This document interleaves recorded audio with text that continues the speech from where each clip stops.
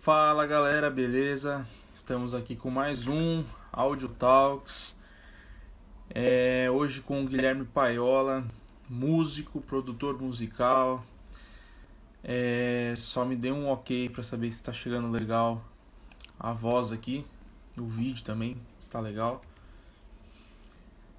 Mas é isso aí, hoje a gente tem uma conversa aí com o Guilherme que já tá por aí já. O Guilherme, produtor musical, músico, TikToker. Vamos conversar aqui com.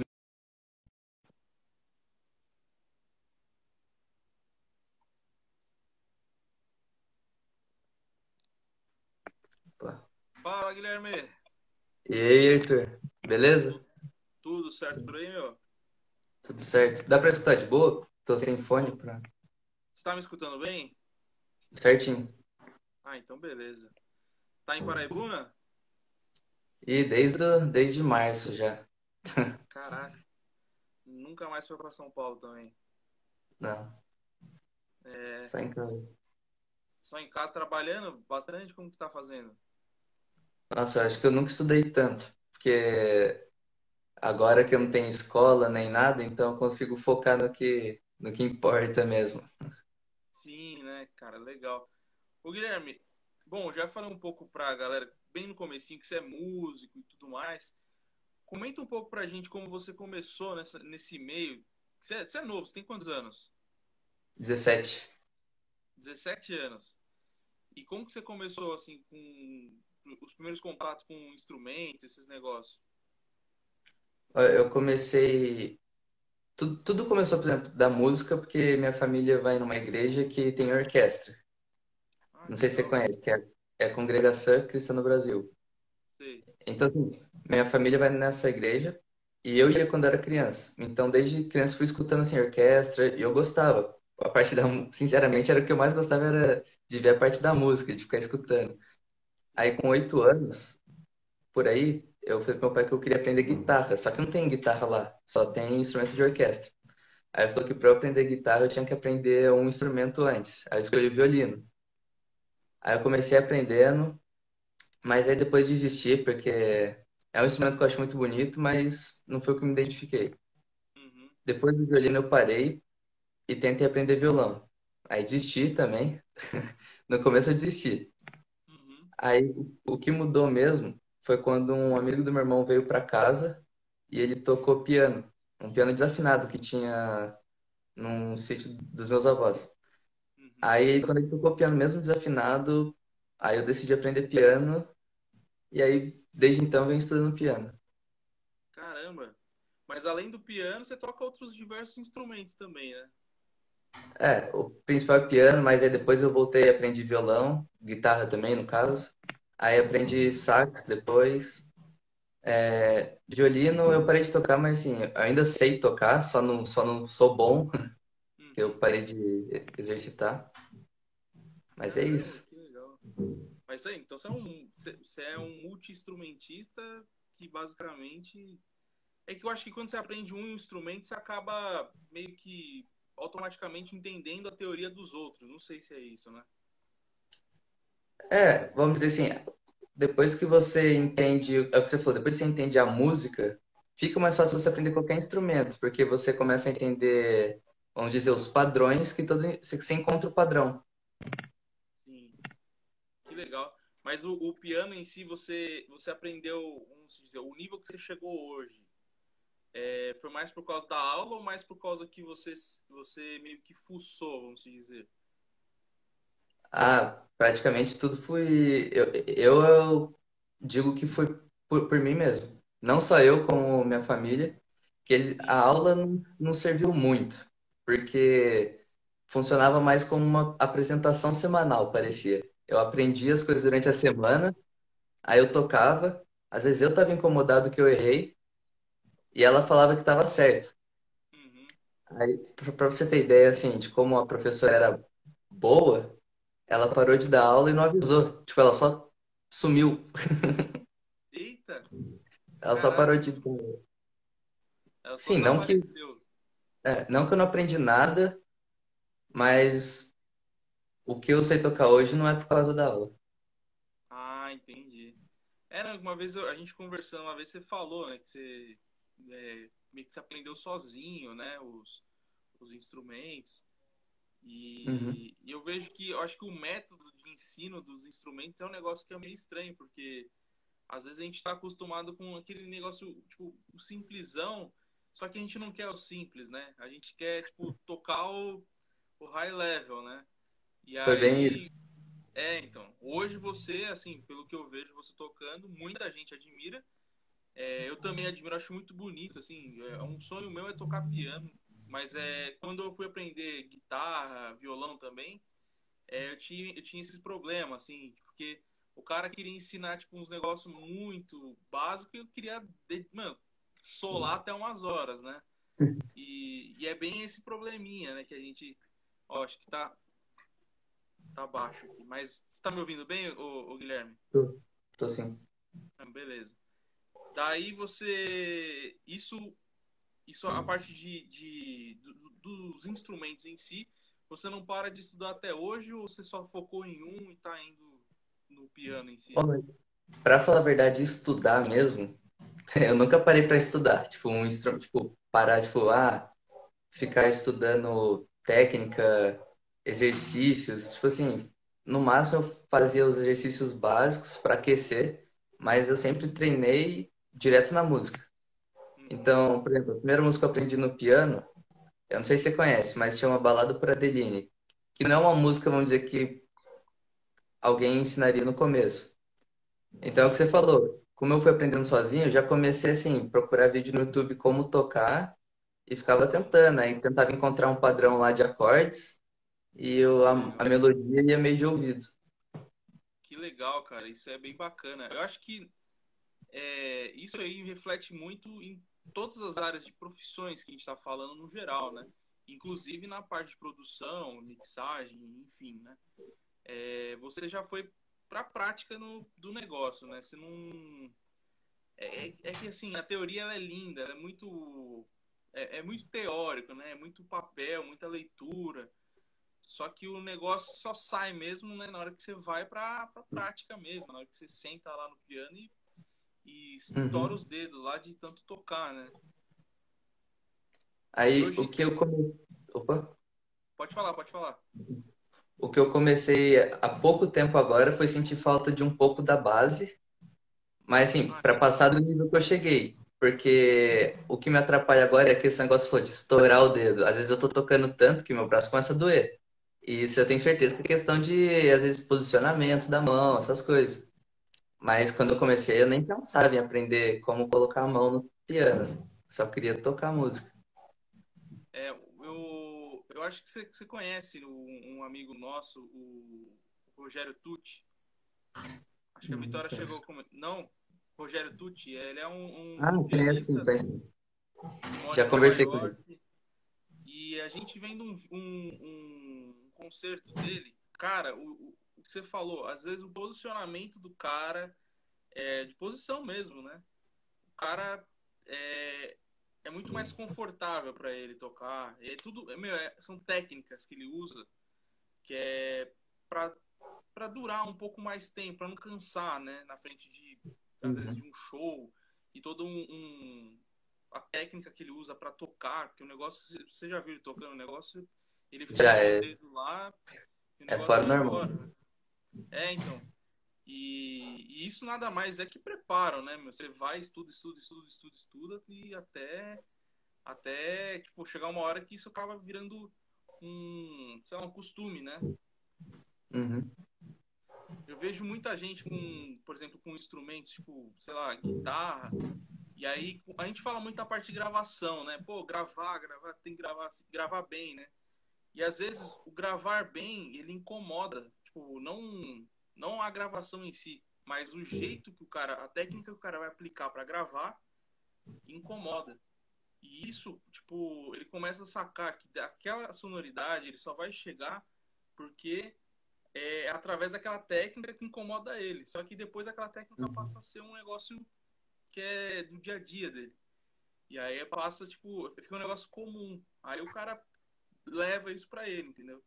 Se você vê, tipo, os grandes guitarristas, por exemplo, Eu tava vendo outro dia um cara lá do Angra, o cara segura a palheta lá de um jeito totalmente diferente, que assim, olhando você fala, mano, deve doer a mão do cara. É fato. E ele falou, no começo doía pra caramba, mas depois de um certo tempo, aquela técnica servia pra sonoridade dele e ele se adaptou àquilo. E tá tudo relacionado à técnica de você como vai tocar, né? Como você vai reproduzir aquele som, né? Aham. E daí, depois disso tudo, você foi fazer faculdade. É, eu fiz um mês e meio de faculdade, então não conta nada. Você fez um mês e meio. É, é porque ó, a gente se encontrou no curso do Álvaro. Uhum. Aí a faculdade começou no começo de fevereiro e no final de março teve o corona, aí já voltei para casa e tranquei a faculdade. Ah, tá. Aí você já trancou também, já a faculdade. É, mas não vou voltar não. Nem vai voltar. Cara, mas me fala uma coisa, o que que você acha? Você acha que a faculdade ela te ajudou? Você estava fazendo faculdade de produção musical, né? Ah, eu acho que pelo preço não valia a pena. Não valia a pena. Porque. E também, por exemplo, são muitas pessoas na turma. Tinham quase 30, acho, era entre 25 e 30. Uhum. Então, o ritmo ali era. Não tem como. Às vezes você quer ir mais rápido e você tem que, sei lá, demorar 3 meses até chegar na matéria que você precisa. Por exemplo, tinha matéria lá de teoria musical. E era uma teoria, tipo assim, aprender a ler a nota. Tinha prática de teclado, era tipo do, ré, mi, fá, tipo, umas coisas assim.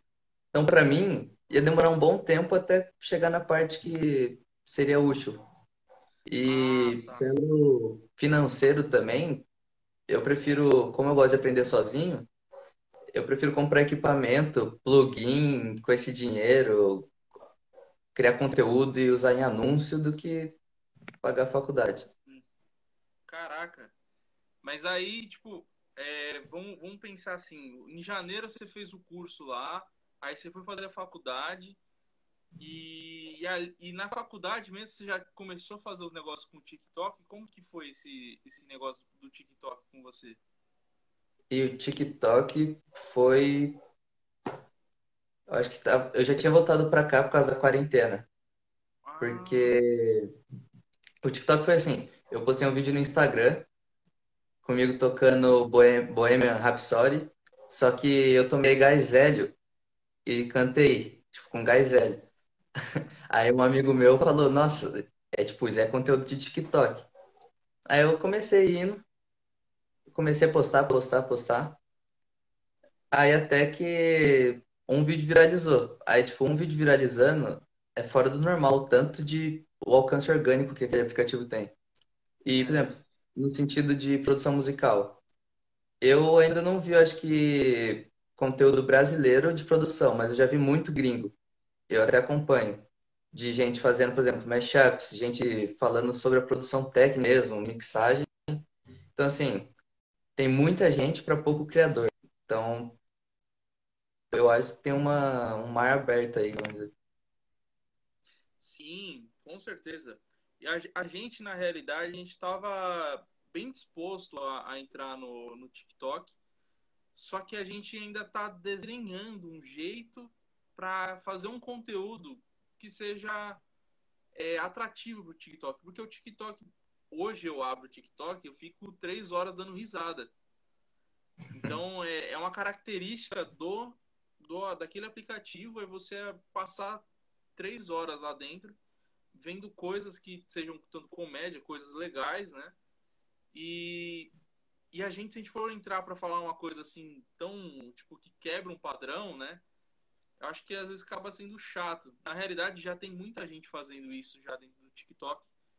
E isso acaba incomodando muita galera. A galera vai, tipo, por exemplo, o cara vai falar sobre direito lá dentro. Como ele vai Oi? adaptar o assunto?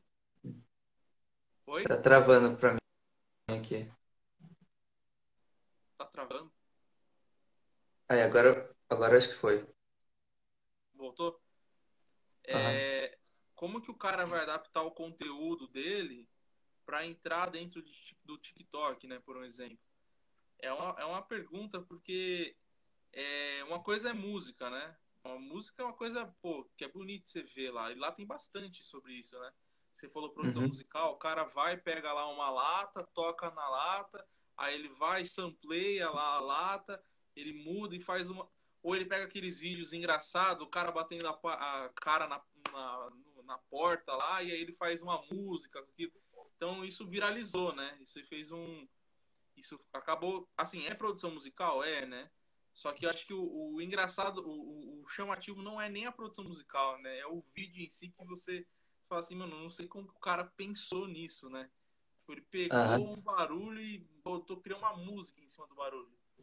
E é Mas exatamente. Pode falar. o que você falou de o conteúdo diferente vai fazer as pessoas estranharem. Mas o fato de ser diferente, eu acho que é, por exemplo, você tem que atrair quem gosta de produção musical, por ser um conteúdo mais técnico. Então, você vai postar, muita gente não vai gostar, porque tem muita gente que tá ali só pra dancinha e comédia. Mas tem o público de produção musical que não tem conteúdo pra consumir ali. E, Ainda tipo não tem, assim, né? igual você falou de planejar, como criar um conteúdo. Eu acho que até o meu primeiro vídeo dar certo, eu devo ter postado mais de 40, 50, tipo assim, nem viralizar, dá certo que eu digo chegar no 20 mil visualizações. Então, assim, é você ir postando e testando. Sim. E isso é o que é incrível do aplicativo é como ele entrega, né? Tipo, é uma maneira que você posta lá, dá 2 minutos já tem mais de 100 visualizações. No seu caso, deve ser até mais, né? E eu vi que no seu caso tem até pessoas famosas passando pra frente o teu vídeo, né? É, então, esse vídeo que viralizou foi engraçado, porque o algoritmo mudou agora o TikTok. Antes você postava, às vezes, tipo, no começo ele já subia o máximo, quase o máximo que ia subir e parava. Aí agora parece que tá mais gradativo. Então, esse eu postei e fui postando outros por cima. Aí daqui a pouco começou a chegar muita notificação. E, tipo, apitar o celular e ficar vibrando, tipo, constantemente. Só ficava vibrando o celular. Aí foi indo, tipo, 100 mil, 200 mil, 300 mil. Tipo assim, subiu 200 mil visualizações no dia. E foi Caraca, indo. Aí, tanto que agora acho que tá com. Esse vídeo tá com 1.600 não sei quantos mil visualizações. Mas sim, aí o Thiago Ventura postou nos stories dele. Aí aquele Álvaro, que é tipo comediante, também postou. Uma escritora, acho que é Laura. Não, Nicole Freitas. Eu não lembro o nome, mas uma escritora famosa repostou. Então isso foi girando o vídeo. E é isso, foi alcance rodando, né? orgânico. Caraca, que legal, velho. Mas assim, na parte de produção, você que está fazendo todas essas os vídeos, eles têm alguma coisa relacionada à parte de produção? Você faz questão de arranjo desses vídeos? Como que é? Olha, se tem vídeo de produção lá, são três. Que é, o resto é tudo tocando só o piano mesmo, tipo assim, um take só, sabe? Sem fazer arranjo, nada, só gravo ali. Tem Sim. três que seriam uma versão que eu fiz, tipo, versão funk de tal música. Aí eu fazia com samples mesmo, então assim, nem criava muito, eu só combinava os samples, colocava no mesmo tempo e postei.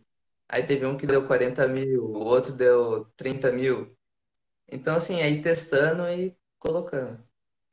Caraca, que legal. E você que começou a produzir esses negócios tudo, você acha que assim hoje tá muito difícil, assim, tá muito, na verdade não é difícil, a gente sabe que não é difícil, mas você acha que tá muito distante ter um estúdio hoje em dia? Um home Um studio, né? estúdio? É, Olha, acho que você até pode falar melhor porque você conhece mais a parte técnica. Eu tô mais na parte de instrumentos ainda e comecei recentemente. Mas o estúdio, eu acho que diz muito você ter um computador, né? Um computador, querendo ou não, vira um estúdio, né?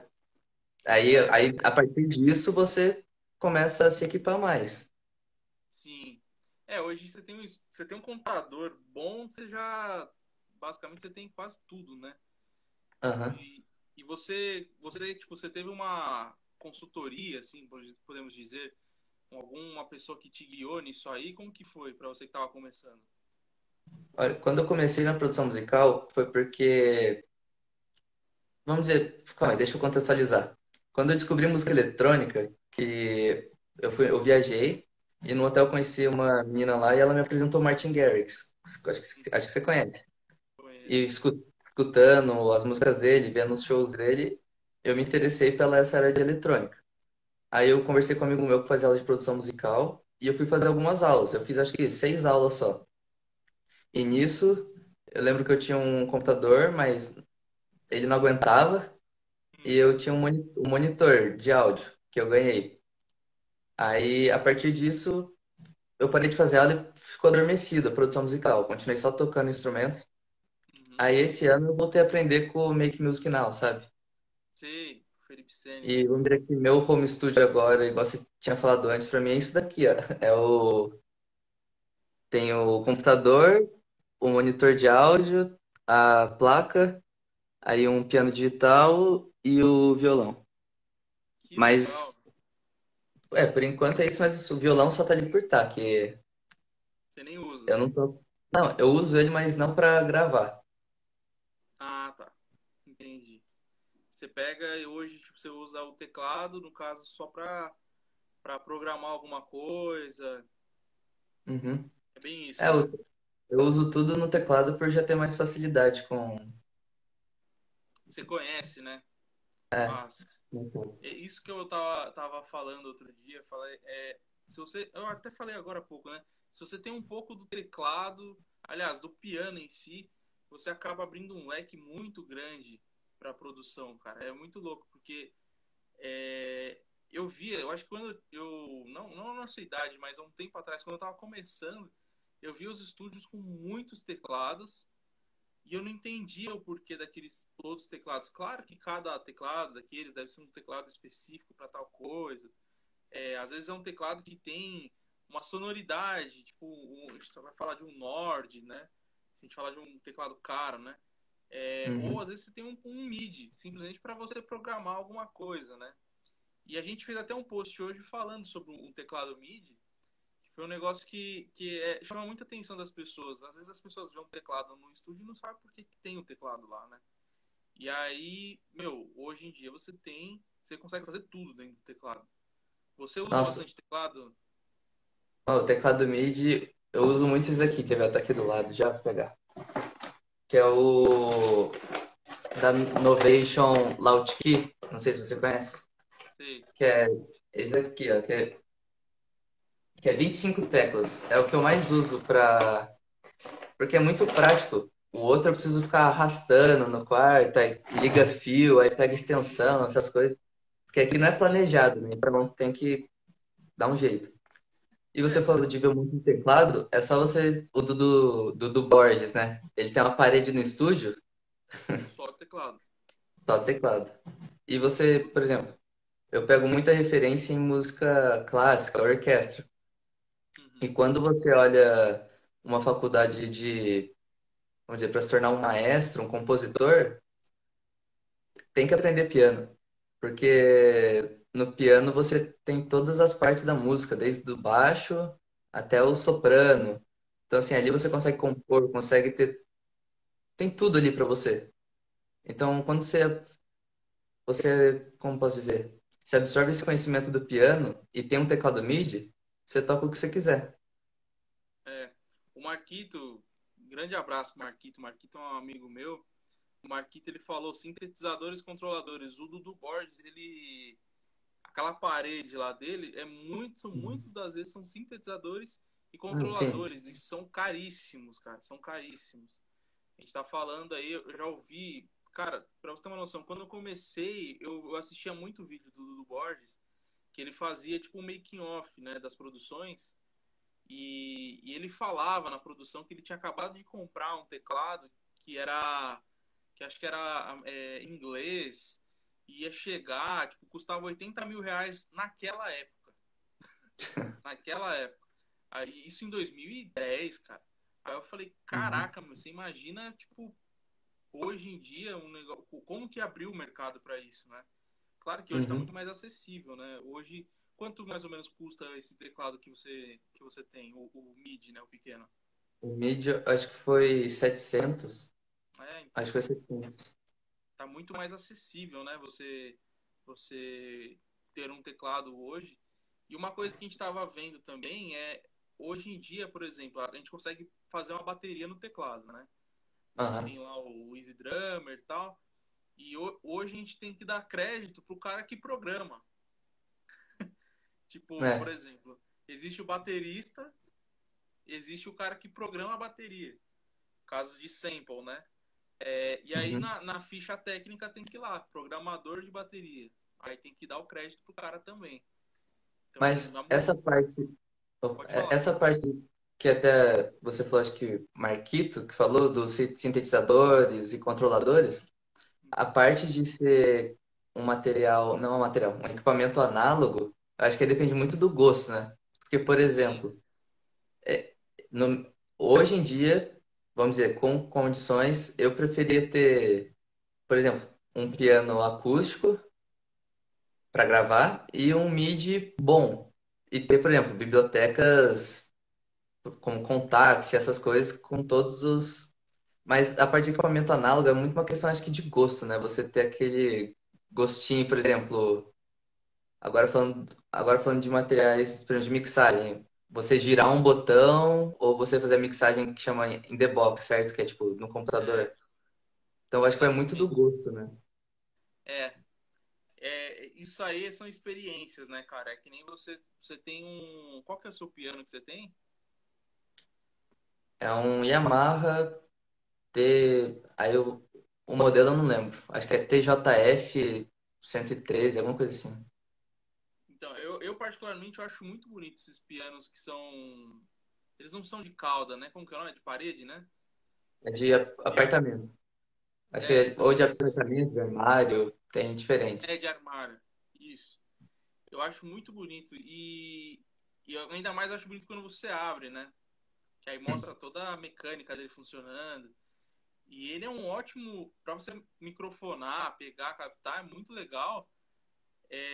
E levando em consideração isso tudo que a gente estava falando, é a mesma coisa você pegar um Hammond. Existe synths de Hammond, existe. Mas você pegar e microfonar um Hammond B3 lá, caixa Leslie, cara, a sensação é assim, É diferente. fora do normal, cara. Eu não sei se você já teve contato com algum Hammond alguma vez. Não, nunca toquei. Cara, Hammond é assim, é um som total. Acho que é ali que começou o sintetizador, né? Ali foi o pai dos sintetizadores, né? E é muito cobiçado até nos dias de hoje. Deve ter alguma coisa até antes que o Hammond, até. Mas ele ali foi o que explodiu o nome, né? Porque basicamente, se você for ver a mecânica daquele negócio tudo, parece, parece que é uma coisa programada até. Mas é a caixa que funciona, ela gira lá, ela tem uma velocidade aí, o jeito que sai o som, cara, é muito legal. E é basicamente isso que a gente tá falando. Você vai pega o analógico, ele vai soar de um jeito específico, mas se você for para dentro da caixa, né, do computador, ele, meu, muda. Assim, as pessoas vão falar, é muito parecido. É parecido, mas não é a mesma coisa. Até em relação a ruídos, né? Olha lá, ó. O Marquito falou, não tem como um pacote de $1.000 ter a sonoridade de um piano de 100 mil, mas na hora de reproduzir for só para o público de hoje, celular, de fato não vale a pena. Tem essa questão Uhum. também, né? Tipo, imagina É, você compra um. Pode falar. é que sim, eu acho que vamos dizer, eu não consegui explicar muito bem o que eu queria falar. Vamos dizer, eu acho que compensa às vezes você compor, por exemplo, usando essas bibliotecas, sintetizadores, e na hora que você for gravar, às vezes compensa você, por exemplo, alugar um espaço, pegar o equipamento e gravar, e aí você usa o analógico, que eu concordo 100%. Não tem como, por exemplo, eu fazer um arranjo orquestrado no Contact, vai ficar muito bonito, vai ficar. Mas se você pegar uma orquestra profissional e gravar, é diferente. É totalmente diferente, né? Aí, por exemplo, chega um nível, vamos dizer, de sucesso financeiro de produtores, que aí você consegue comprar o que você quiser. Sim, Mas, dependendo da fase, às vezes você compensa dessas bibliotecas para compor, para produzir e usar o analógico na hora da gravação final. sim. tipo, você faz uma, a gente chama de demo, né? Você faz uma Uhum. demo com programando tudo pelo MIDI, né? E aí você vai para um estúdio, já tem uma acústica preparada para aquilo, tem um piano, às vezes, que sei lá de quantos anos atrás, que custa no mínimo uns 100 mil reais também. Uhum. É o que ele falou, ter piano, microfone para o piano, pré-conversor, é uma infinidade de equipamentos que hoje em dia, para você fazer isso num home studio, é muito caro, né? Só o piano É, ali, 100 mil reais, né? e pra falar a verdade, eu não tenho nem ideia de quantos equipamentos são necessários, que você acompanha, sabe que eu tô, tipo assim, no início do início, Sim, compondo, tipo assim, computador e teclado MIDI, mas mais mas nada. uma coisa, o que diferencia você dos demais é a vontade, entendeu? Tipo, uma coisa que eu sempre olhei, eu bati o olho em você, sempre falei. Eu sempre troquei muita ideia com você, né? Eu falei assim, cara, Uhum. o jeito que você faz, você testa, sabe? Você é um cara que não é só falar que tá certo, acabou. Você vai e comprova, você vai e vai para cima mesmo, né? Você é um cara que se o cara, ou você faz lá no Make Music Now, né? Se lá, o Aham. Felipe ele ensina você a fazer de um jeito, você pega e testa, aplica, muda um jeito, enfim, você testa outras É, maneiras para chegar numa sonoridade que a produção musical ela é isso, né? Ela não tem uma regra. Ela é mais arte. Eu acho que a produção é mais arte do que a própria mixagem, que é ali que começa tudo, né? o que você falou que eu já estava pensando em falar sobre isso antes da live, que até a gente estava trocando ideia sobre que assunto a gente ia conversar. Uhum. Você falou, eu vejo no Make Music Now, aí se eu quiser eu mudo e testo e faço outras coisas. E eu acho que isso aí tem a ver com o processo de criatividade em qualquer área. Na hora de compor, por exemplo. Eu acho que você já percebeu que eu tenho umas referências, tipo assim, bem ecléticas, né? Eu Sim. escuto desde música, um pouco de música clássica, ópera, até, tipo, dubstep, Skrillex, rock, eu não sei. Você vai assim, da água Então pro você, vinho em 2 minutos. aí você pega, por exemplo, a orquestra que eu gosto da música clássica. Eu pego o lead, assim, que eu gosto do trance, Armin van Buuren. Então, assim, eu vou juntando, você pega uma coisa de cada um e isso faz parte daquele conceito que você já viu de roubar como artista. Acho que até o Picasso que falava, ótimos artistas copiam e... Não, bons artistas copiam e ótimos roubam. Então, o que você falou é você aprender o conhecimento ali da Make Music Now sobre mixagem, mas você pega uma técnica ali, você pega uma técnica do Borges, pega uma técnica de outra pessoa, uma sua, e você junta tudo isso e forma o seu workflow, né? Sim, Então, isso aí é é muito isso. legal. Isso aí é muito legal porque é uma questão até que a gente estava falando.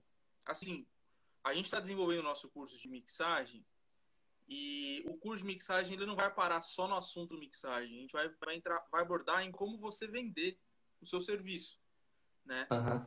Então a gente estava bem focado nisso aí e a gente chegou numa questão, um assunto assim, mainstream e underground, né? Que são os dois tipos de mercados que a gente lida.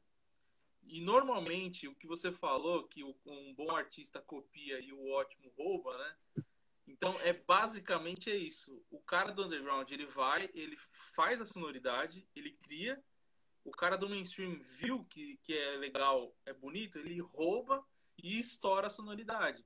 Basicamente foi o que aconteceu com o Alok. O Alok ele não era do mainstream e ele não gostava do mainstream. E aí ele pegou e estourou a música dele.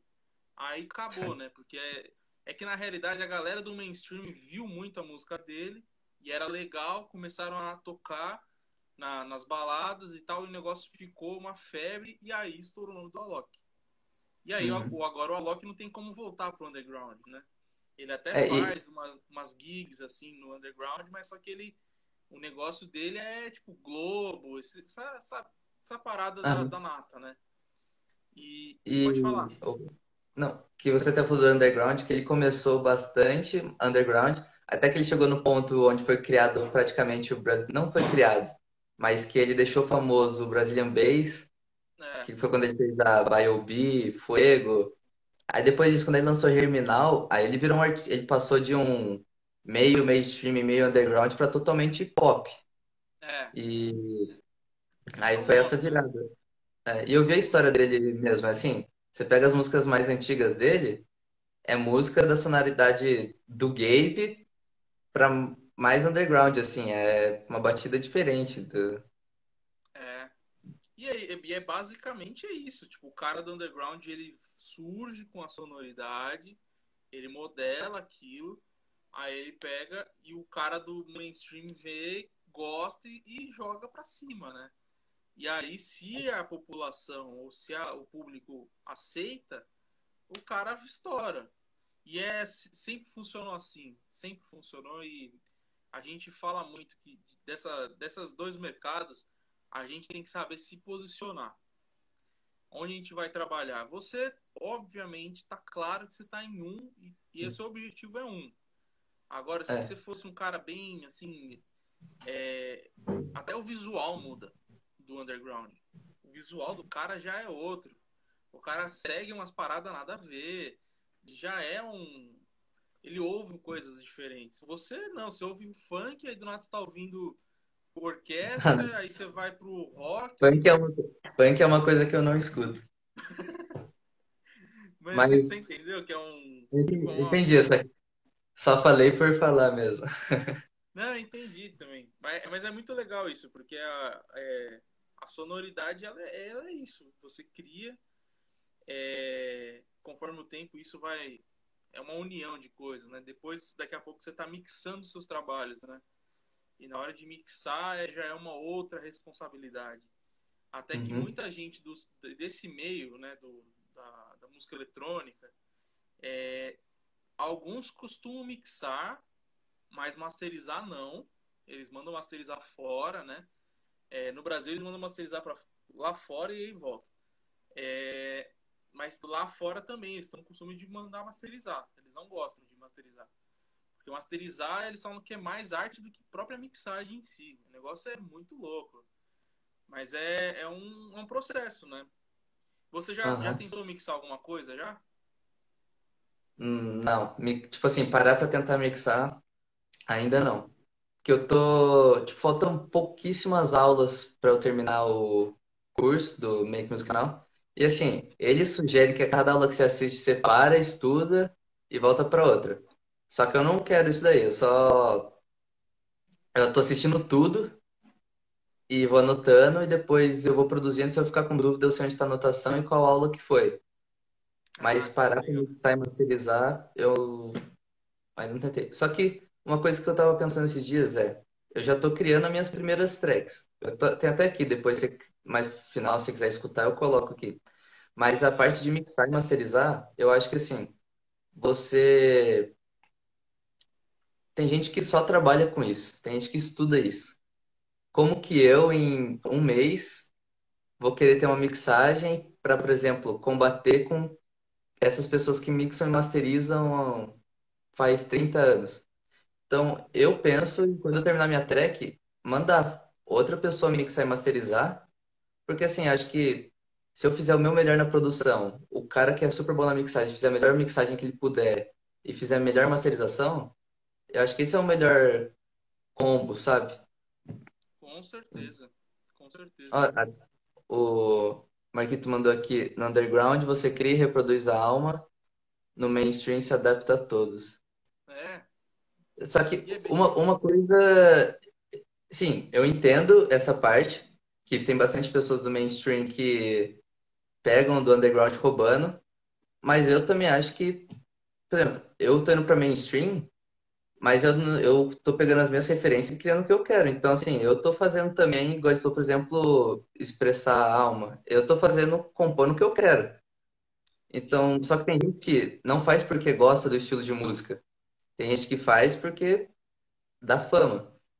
Então, por sim. exemplo, eu tô fazendo músicas que tem desde elementos do caigo, de piano, ritmo, até tô colocando arranjo orquestrado.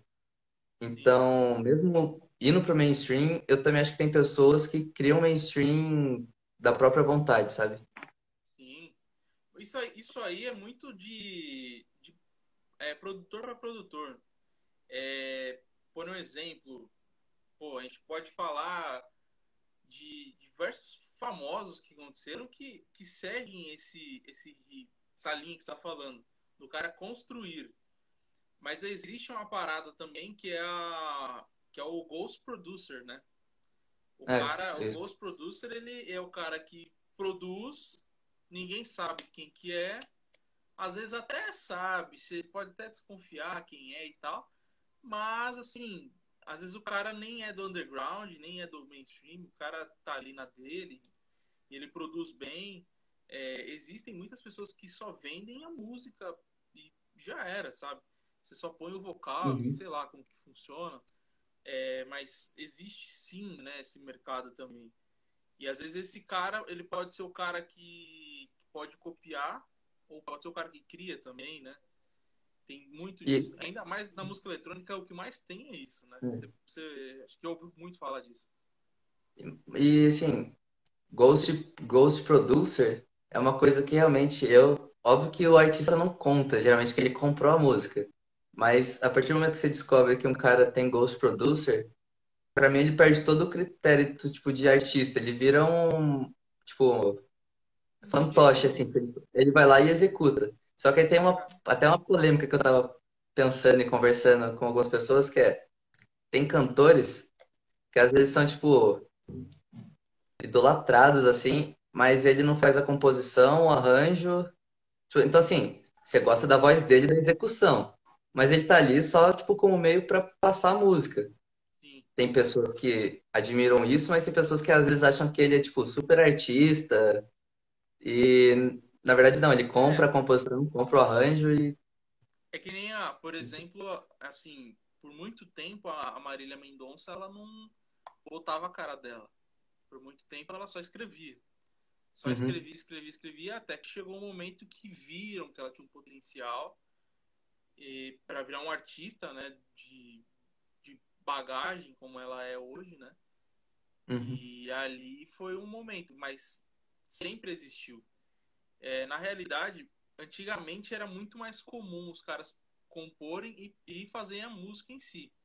Aí de um tempo, acho que sei lá qual que foi a década exatamente, que aí esse negócio mudou, né? Passou a ter um mercado de composição. Que, pô, eu particularmente, a minha família, a gente sempre foi muito próximo do Marciano, que é o cara que faleceu no ano passado. O Conheço, Marciano, sim. ele é um cara do sertanejo. E, assim, a gente lembra muito do Marciano porque ele contava das histórias quando produziu, aliás, quando ele compôs o, o Fio de Cabelo, que foi pro Chitãozinho Chororó, que estourou, né? Então, Aham. olha lá, adoro o exemplo, Nando e Cássia. Exatamente. São dois músicos que, cara, comporam muito, né? E foi uma época, né? Hoje em dia tá um negócio que, assim, o cara escreveu, você pode ir reproduzir, você dá os créditos pro cara e tal, mas basicamente você nem escreve. Aliás, tem muitos que escrevem ainda, né? Aham. A galera da Independente escreve bastante. Mas assim, o que eu quis dizer não é Você, nem... de nenhum momento, tipo, assim, acho que você entendeu que eu quis, tipo, diminuir o artista. Tô falando que às vezes as pessoas admiram ele com o olhar errado, de olhar, às vezes, sim, ele eu como um entendi. super compositor, né? Mas. Ah, que Sim, eu, mas é comum isso. pra É dar o que na exemplo. realidade. Pode falar. Opa. Não, pode terminar o assunto, que eu ia falar de outra coisa aqui. É que muita gente que vê isso de um ponto de vista não conhece esse outro lado. Esse É. outro lado que existe a parte da composição, e vai além, pô. Tem um cara que faz o arranjo, enfim. Tem um. É que nos Estados Unidos pode dizer, é muito mais definido isso. As pessoas sabem. Aliás, se for ver premiações disso, tem diversas lá. E aí você vê aqui já não é. Assim, existe, algumas pessoas conhecem, mas não é tanto, né? Uhum. Então, é que nem você tá falando, tem gente que vangloria o cara, mas nem sabe que aquela música nem foi ele Ela é. Exata, é É, isso mesmo, que a gente é tava confundindo a é isso que eu palavra, é queria falar. intérprete. É isso que eu tava É, tentando falar. é isso aí. Pode falar o que você ia falar. Não, que eu tava falando das diferentes referências. Eu não sei quanto tempo que ainda tá na live, se tem hora, alguma coisa, Não, mas aqui. de mostrar as minhas referências, como que eu acho que as ideias você consegue ver todas as minhas referências, desde um pouco de dubstep, Apache, eu não sei se você conhece, Sim. até a música clássica, que eu não sei se dá pra escutar direito, mas vou colocar aqui. Beleza, solta o som aí. Deixa eu apoiar aqui em algum lugar aqui.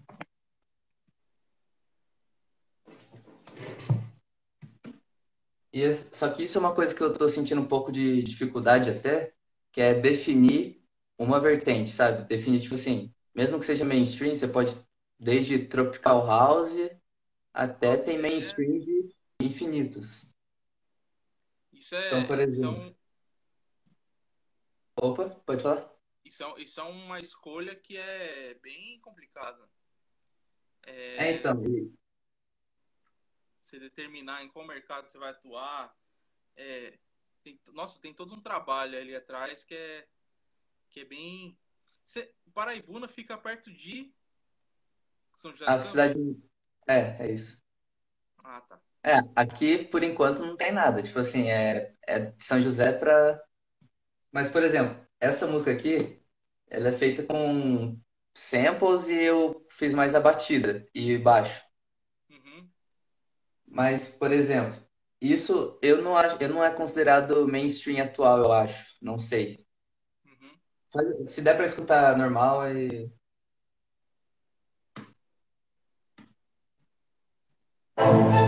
Opa.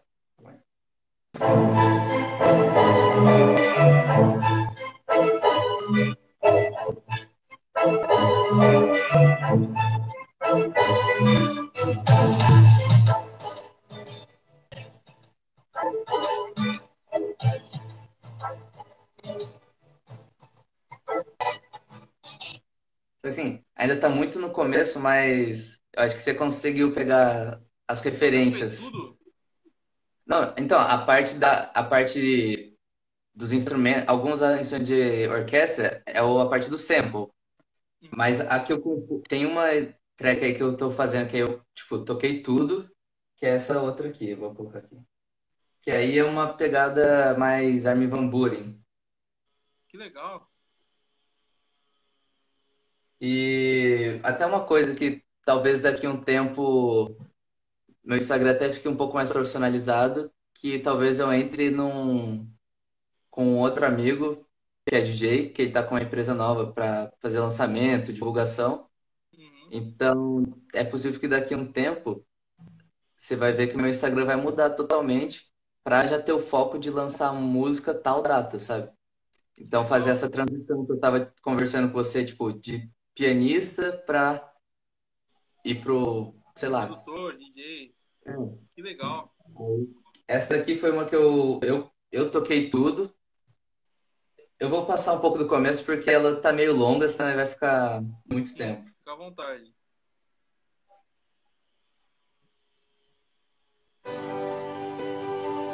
E não tá nada mixada.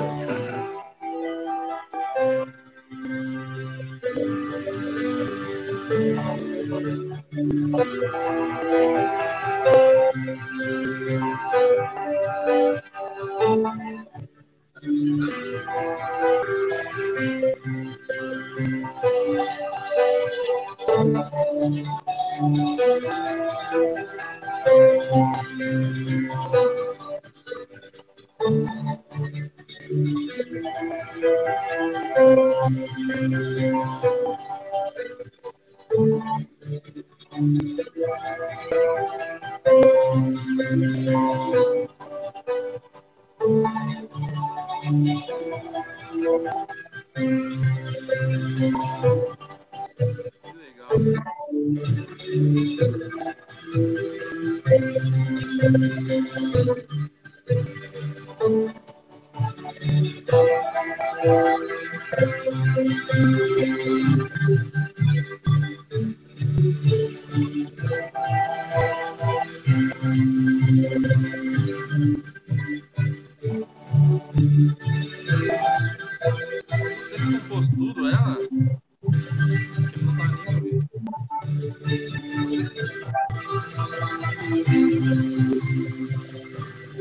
você que fez toda a composição dela? Aham, essa aí foi toda eu. E você fez pelo MIDI ou pelo piano também? Como foi? Só MIDI. É tudo MIDI. Até a bateria eu fui tocando. Essa daí é a única coisa ali que tem ali que não é MIDI, aí seria a parte, por exemplo, de efeito especial, tipo white noise, essas coisas. Sim. Mas na composição aí fui eu. Caraca, que legal. Você tá, como pode dizer, você já tá usando o plugin pago? Como que você tá fazendo? Não, eu uso, assim, a DAW eu uso Logic e eu só tô usando nativo. E o que eu tô pensando é em comprar a biblioteca do Native Instruments, sabe? Sei. Qual que é a Porque biblioteca? o que eu, o que eu mais componho é mais questão de instrumentos orgânicos. Até que essa que eu mostrei não tem tantos assim como instrumentos principais, mas tem toda uma orquestra por trás. Aqui pela live não dá para escutar muito bem. Uhum. Mas a biblioteca do Native tem os instrumentos de orquestra deles são muito bons. Aí tem violão, tudo que você imagina e tem inclusive os artificiais, né, de sintetizadores e tudo Sim. mais. Então eu tô pensando em comprar. Que legal, cara. Né, hoje em dia tem uma gama muito grande de plugin. É um negócio que você fica até perdido, na realidade, da quantidade de plugin que tem. A gente está É muita falando coisa. de Waves, Universal Audio, aí isso, plugins, eles falam assim, equalizador, periférico, né, esses negócios. Mano, cortaram meu cabelo, Osmarzinho. Passaram a tesoura, mano, não foi nem máquina, foi na tesoura mesmo. Daí a gente tem como fala? Uma gama tão grande que a gente não sabe nem pra onde ir. Aí acaba que a gente vai às vezes pelo mais barato, né? Ó, o Marquito perguntou: você já baixou todo o conteúdo do Logic, os 45 gigas? Eu acho que foi, deixa eu só. É É, eu pesado, já Logic. tenho. Eu já usei no computador só de música e documento, já tem tipo 140 gigas já. Eu Nossa. baixei tudo. Só que assim, é muito sample. E o que eu gosto muito é de compor eu mesmo. Então, a parte de alguns instrumentos eu sinto falta de uma sonoridade melhor. É o que eu falei, dá para eu compor, Uhum. mas para lançar mesmo tem que trocar esses timbres. Ah, isso aí conforme o tempo você vai vendo também, acaba que às vezes você vai adaptando, né? Você vai virar, vou Uhum. comprar um plugin e tal. É, é que depende também de qual vertente você trabalha também, né? Tem muito isso. Porque, por Sim, exemplo, o Silent One, né? Silent One, ele é muito da EDM, por um exemplo. demais. Mas a galera, eu não sei, assim, eu não sei exatamente dizer. Mas eu sei que a galera do EDM usava muito o Silent One. Olha É, lá, ele falando, todos. Né? tô perguntando porque eu baixei, tirando os samples, falando dos MIDIs mesmo. Caraca, só de MIDI já tem 45 Caramba. GB. Dos instrumentos eu acho que tem todos aqui já. Caraca, que legal. Não, é bastante coisa, cara. Não, É uma tem biblioteca muito muito grande. instrumento. É que assim, tem sonoridades boas, mas acho que como eu costumei escutar muito, por exemplo, o que você falou, do analógico, escutar a orquestra tocando ao vivo, sempre escutei orquestra ao vivo.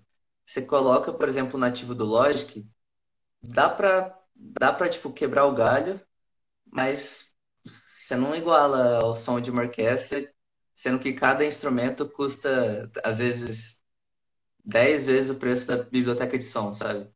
Sim. Então, é a qualidade dos timbres de alguns que não vai. Pra mim, tem uns que não vai. Não, isso é o que eu falei. Às vezes você vai começar sentindo que, tal plugin tem uma sonoridade legal. É, na realidade, olha, tô perguntando por conta do custo, a galera É, acha caro tudo. é bem É, caro. realmente. E você é um cara que sempre foi sempre pagou, né? Sempre gostou de É, pagar.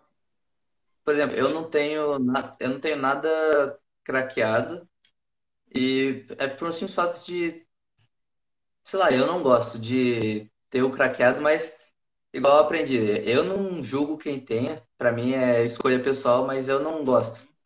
Então, eu só uso nativo mesmo e se eu for comprar, por isso que eu tô pesquisando bastante. Porque fazer uma compra dessas, você não fica comprando um pacote de plugins todo mês. Sim. E aí é Então, é caro, isso, cara. É caro, a né? gente tá falando de dólar aí. Porque ontem até um cara começou a seguir a gente, chama plugin.com.br. E aí eu falei, nossa, que legal, né? Um site brasileiro que tá vendendo. Eu entrei pra ver, tudo em dólar. Tudo em dólar. Não Uhum. tem, não tem choro. E aí você vai ver um plugin é US$ 60. É. Aí, assim, é um investimento que você tem que ter certeza, né? Porque você não pode virar lá na frente e falar, ah, não, não era esse, tal. É, às vezes depende muito do que você quer também. E você, o lógico que você comprou pela própria Apple, né?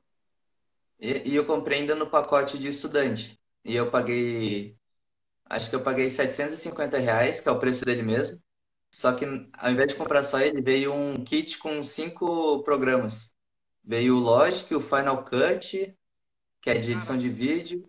Aí veio mais dois de vídeo e mais o Main Stage, que é outro da Apple de música. Então, assim, eu paguei 750 nos 5 programas, sendo que só o Final Cut é 1.200. sim, Final Cut é o mais caro que tem. E é o que é mais craqueado, né? Porque o É, pessoal da edição adora ele. Cara, vamos encerrando o assunto assim já. Qual, aham. qual, qual dica você daria para um cara que tá começando do zero, assim, na produção, na música no geral? Rabi, mas só na questão dele aprender a produção, aprender a música, ou você diz, tipo, na questão artística, de um cara que toca e Na quer virar questão um. da produção mesmo. Putz. Ah, uma coisa que eu demorei para aprender mesmo, que é teste, é arriscar. Por exemplo, antes eu sempre li bastante, às vezes eu lia tanto, sabia a teoria, tipo, tudo da teoria.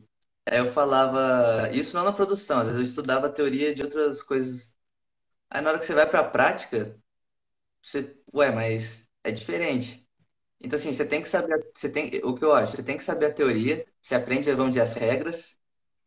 Aí depois que você aprende isso, você tem todo o conhecimento necessário para quebrar as regras. Uhum, Por exemplo, eu escuto muito um estilo de música chamado crossover clássico. Eu não sei se você conhece, que é uma mistura, sei. resumidamente, ao clássico com o novo. Uhum. E tem artistas, por exemplo, que eles fazem faculdade de instrumento clássico, violino clássico em Juilliard, e tipo assim, no show ele toca Highway to Hell, toca essas músicas. Então assim, só que você vê ele tocando essas músicas com a técnica de clássico, e você vê que é um negócio assim, fora do normal, é difícil, não tem como você igualar o cara. Ou seja, resumindo isso, é você aprender a teoria, aprender as regras da produção, como tocar, posicionamento, Uhum. mas se você achar melhor de outra maneira, por que não fugir, né, da regra? Segurar a palheta. Por exemplo, eu também seguro a palheta diferente quando eu vou tocar. Minha mão no piano não fica igual a de pianista profissional, às vezes eu não fico na postura certa, mas eu consigo tocar melhor assim. Então, a dica que eu dou bastante é arriscar, testar e não ficar só na teoria. É, eu acho que isso é o que eu mais falo também, porque se a gente continuar só seguindo boiado, assim, porque, ah, tá, todo mundo faz assim, e acabou, né? Você não tem um porquê que você faz aquilo, né? É. É, o teste, ele te gera isso, né? Tipo, às vezes, o Marquito uma vez falou pra mim assim, cara, questiona um cara, por que que ele clipa o pré-amplificador dele, sabe? Por que que ele clipa tal equipamento? Por que que ele faz aquilo, né? E você questionar isso é uma questão legal porque você vê da onde o cara teve aquela ideia, como que ele Aham. chegou naquilo. Então tá tudo ligado nisso aí. Isso aí faz parte do processo. Eu acho que isso é incrível. E você também, isso aí faz parte do seu processo de criação. Isso aí daqui a pouco você vai falar assim, pô, eu ensinei, eu aprendi de um jeito, só que eu faço totalmente de outro, porque eu aprendi daquele jeito, só que eu testei ao contrário, né? E É aí você bem vai isso. adaptando. Tem música Beleza? que eu toco. Ah, última coisa só, Pode falar. complementando isso. Tem músicas, tem arranjos que eu toco que às vezes um acorde sai da escala. Tem vezes que uma nota tá errada.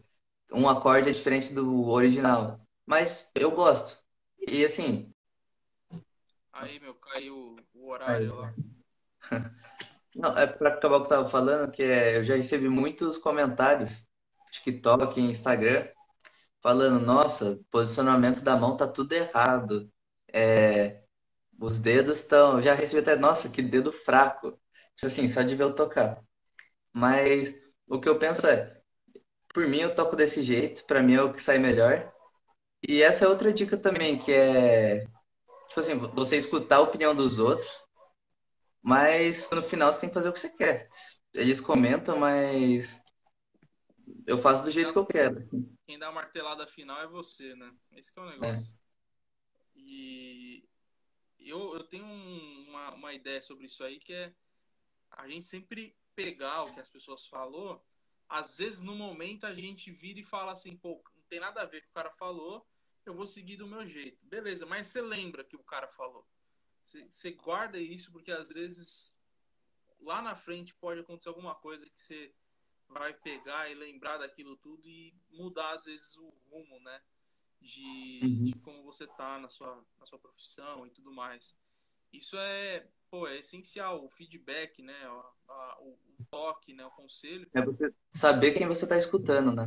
também tem isso. Exatamente, não adianta nada também você escutar um cara que Não não toca. pode agregar em nada, né? Na realidade. É, É aquele negócio que o Álvaro fala mesmo, né? Conselho ele é para ser ouvido, né? Não para ser seguido. Então sim. tem muito disso. Você ouve, segue. Se você Aham. vai aplicar aquilo, né? Aí já são outros 500. Mas vale a pena ouvir. Eu acho que É sempre isso. a gente aqui, pô, a gente sempre seguiu não, né? A gente sempre ouviu muitos conselhos. Pô, faz aquilo outro, faz aquilo mais outro. Só que se a gente aplicasse tudo que todo mundo fala, acho que a gente ia ser tipo, quase uma revista aqui.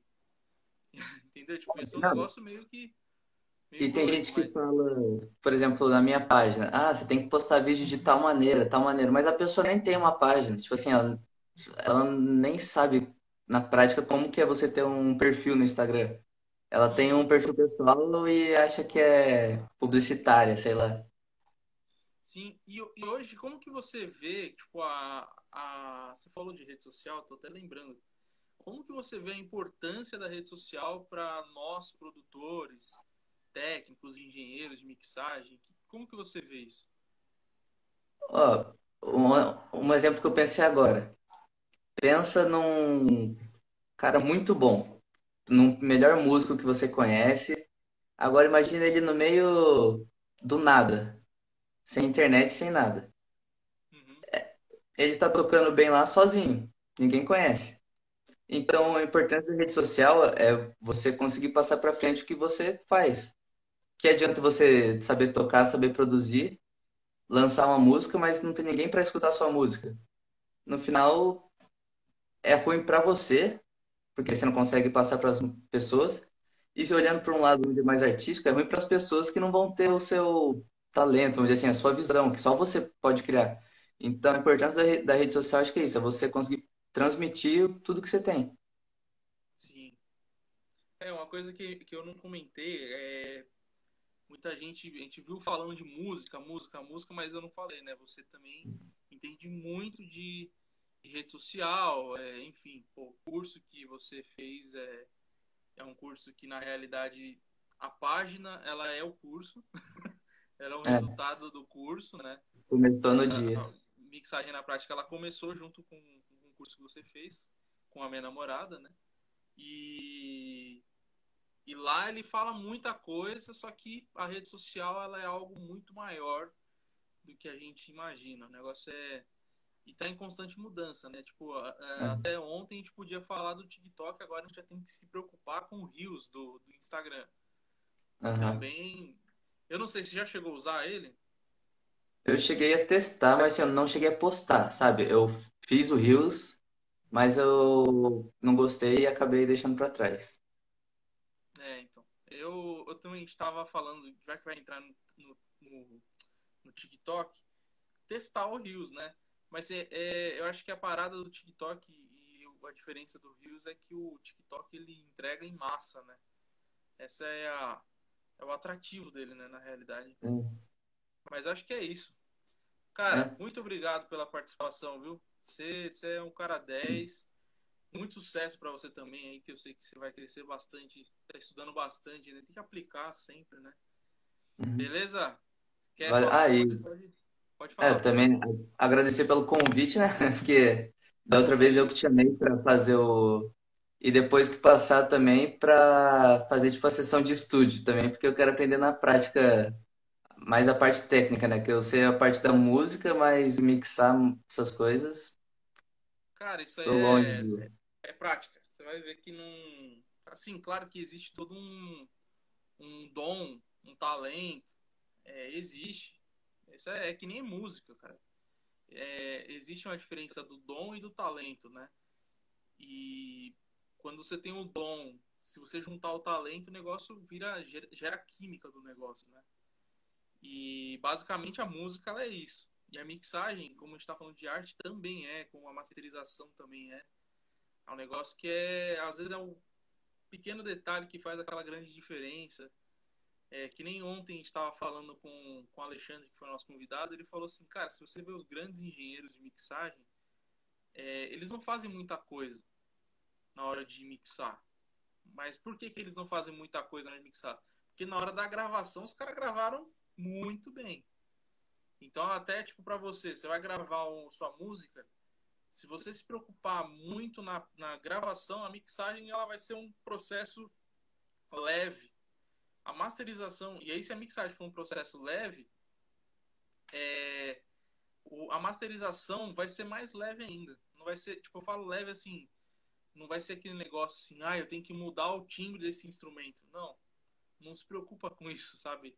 O negócio Aham. é você gravar muito bem a um ponto de você somente. Porque na realidade mixagem é você fazer, dosar os volumes. Basicamente é isso. Até o Paulo Anhaia, que é um grande engenheiro, ele falou assim: se eu pudesse indicar uma coisa a uma pessoa, fique um ano só levantando os faders. Depois desse um ano, você chegou no resultado legal, entra, aí eu deixo você trabalhar com os equalizadores. Chegou no resultado legal também com os equalizadores, aí você entra com os compressores. Então é um passo de cada vez que num todo vai agregando, né? Aí, claro, né? O Uhum. cara gravou bem, aí o cara comprimiu com compressor, não sei das quantas lá, aí ok, né? Mas às vezes não é nem o compressor que faz tudo o negócio, às vezes é a gravação, que é uma gravação bem feita. Ele fez até um vídeo recentemente, na quarentena já, ele fez um vídeo gravando uma música e ele mostrou a diferença. Olha o jeito que um cara comum toca e olha o jeito que um cara profissional toca. E ele mostrou tocando um baixo. Era exatamente a questão do posicionamento da palheta. O jeito que ele toca no baixo, a posição da mão dele em relação aos captadores, já muda totalmente a sonoridade. E aí já entra Sim. aquela questão de captar bem, né? Que a gente já falou. Mas beleza, cara. A gente vai aprendendo Beleza. junto, porque isso também ensina muita coisa pra gente.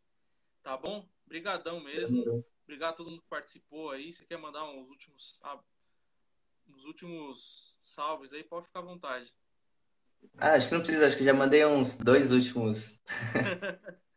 Bom, beleza então, velho. Muito obrigado. Até uma próxima aí, viu, Guilherme? Sucesso aí pra todo Até. mundo também. Tamo Igualmente. junto. Falou.